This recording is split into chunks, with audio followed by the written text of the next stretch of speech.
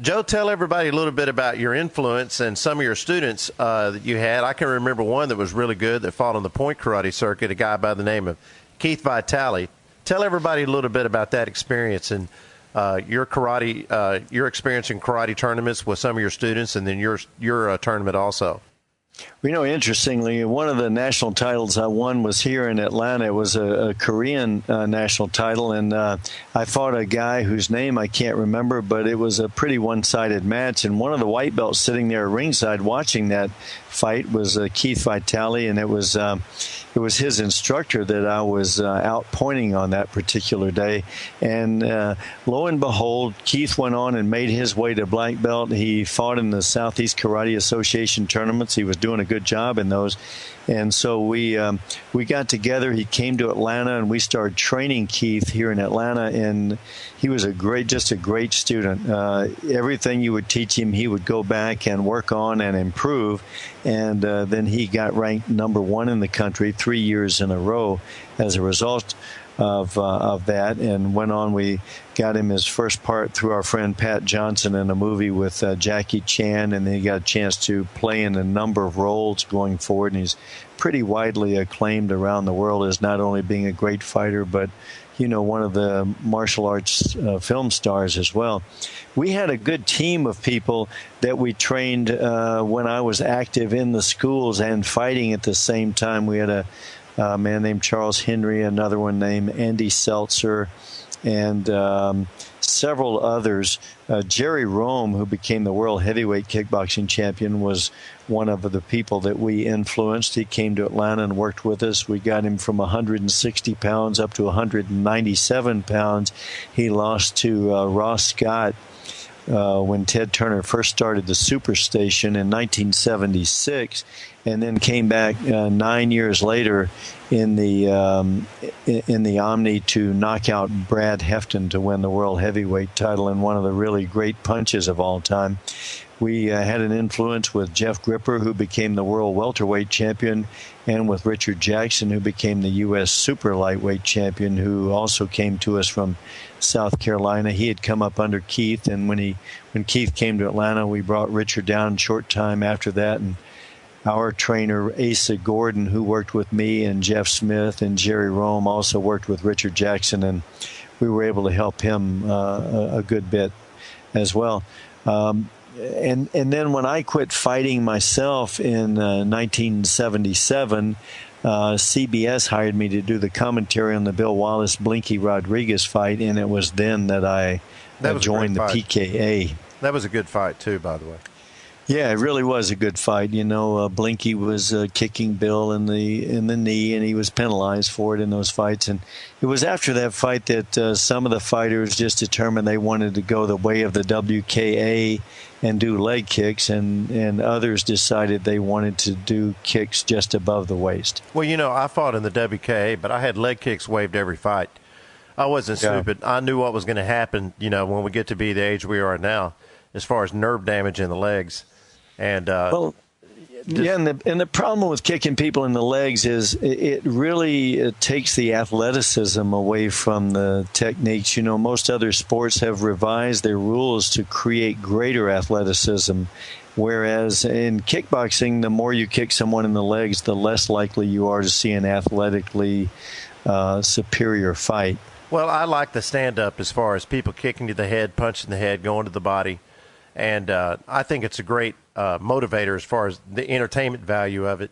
But the thing is, just so few people have that skill sets on that level in comparison to like what you have MMA, where they have ground fighting, ground and pound and all that. But, to me, I get a lot more entertained when I see somebody that throws, a great kick to the head. Jeff Smith, Raymond McCallum, Bill Wallace, or the power of Joe Louis, and just people like that. Some of the guys that could do equally both great upper body and great lower body as far as skill sets go. No question. You're preaching to the choir. Oh, yeah. I saw you post that on Facebook a long time ago. And, it's just unfortunate that, a lot of the people don't want to go to that level, because I did a film, I don't know if you saw it, of Troy Dorsey and Ishmael Robles fighting on a belt exam. Both of them were going up. Yeah, I did see that. Everybody that saw that was like, "Oh man, that's better than MMA." And I said, "Well, you're talking about two of the best in the game ever." And well, the MMA fans are not stupid; they're just ignorant, and until we give them an option, it's like a tribe in South America, right? Who has never been exposed to civilization, and right. They're not stupid tribesmen; they're just ignorant. So you just need to give them something that they have to compare it with, and they don't have the ability, for example, to compare the skills of a Manny Pacquiao with the skills of some of the guys in the WEC or the UFC, and so they just don't have it. That's our job with the PKA, and I know we'll be talking about that later. Well, it's funny you mentioned that because I saw, there's a difference between the amateur and the professional level. Like what you see on TV is just a small, minute portion of people that have made it to that level. But on an amateur level in MMA, these guys starting out, it's really boring because a lot of them are sitting down. I mean, it's just not as entertaining because they don't have the great technique that people that had earned by getting their black belt and having superior kicking and punching techniques, and they boxed also. Like they had this kid out of San Antonio named Gonzalez that fought this experienced MMA fighter, and the kid was 19 years old. And the first, I guess it was a minute and 45 seconds, the MMA guy was just wailing on this 19-year-old kid. And then towards the end of the first round, the 19-year-old, he was a boxer, had got his timing down on this fighter and hit him with a counter left hook and dropped him. And that was the end of the fight. Yeah. And, sure. And, they can push you around and they can beat on you and everything else, but ultimately that skill level is going to show through and that patience, to get that nice knockout technique versus just hoping something lands and hoping something hits. Oh, yeah, it's night and day difference. And someone just has to be articulate enough and have the budget enough to not only educate but entertain those fans. And we believe that we can steal at least 70% of them back to the PKA. Well, there's a guy that trained with you and a guy that I trained with that were arch rivals on the point circuit. Raymond McCallum and me started karate like 3 months apart. And I'm the guy that Raymond developed his sidekick on. I beat on Raymond. I was 3 years older than he was.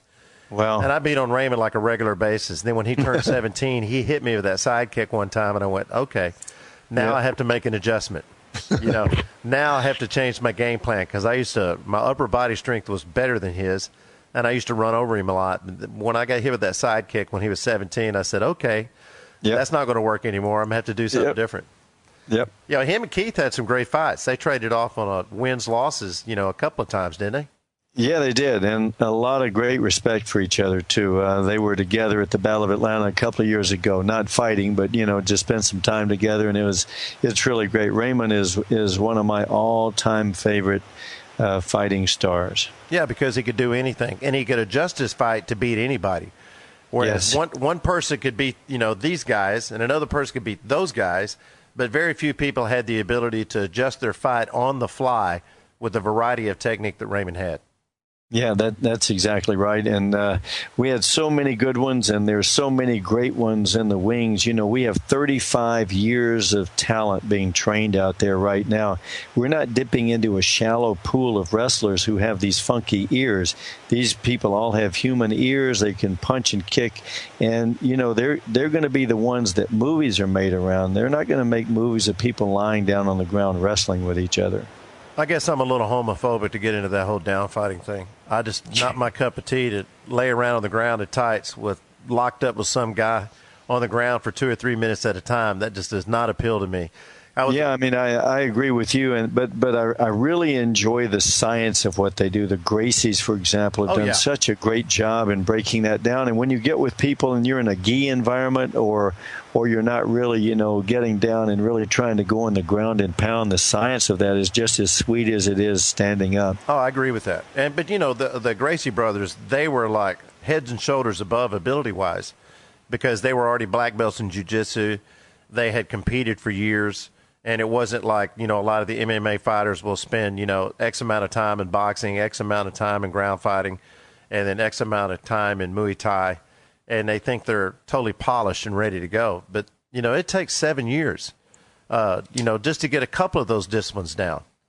And, absolutely. One of them. By my estimates, the people that are even the best MMA fighters, minus the ones you can count on one hand as being really great, at the very most would devote 10% of their time to being able to punch and kick. If you put wrestling in any sport, for example, in baseball, if you use the MMA rules in baseball, here's what it would look like. The pitcher would wind up, and the catcher would determine they didn't want the pitcher to pitch to this batter. The catcher would jump up and tackle the batter, take him to the ground.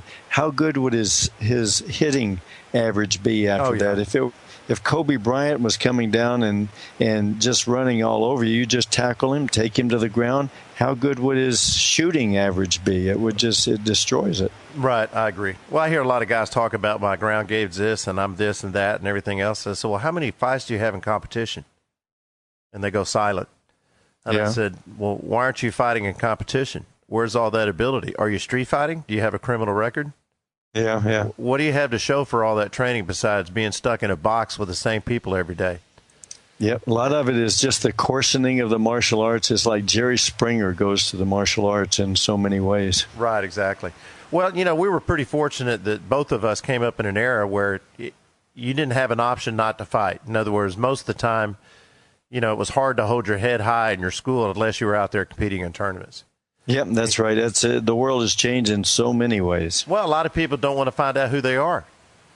And, that's one of the things about improving. Competition refines all that. It's like, one of the worst things that I hate is people that come up to me, well, so-and-so. I said, no, I don't. And they go, well, he's been working out over here for so long. I said, does he compete? And they go, well, I don't think so. And I said, well, that's why I don't know who he is. Right. Is because if he was a competitor and a winner, everybody would know who they are. You wouldn't have to go out there and beat your chest and sell yourself and act like you're this or that, or try to compare yourself or demean other people to raise yourself up. That's what a lot of that activity is born from, is the lack of competition. And it doesn't matter which discipline, boxing, kickboxing, martial arts of any kind, or jiu-jitsu or MMA, the ones that people nurture the sport and help the sport are the ones that compete. Yep.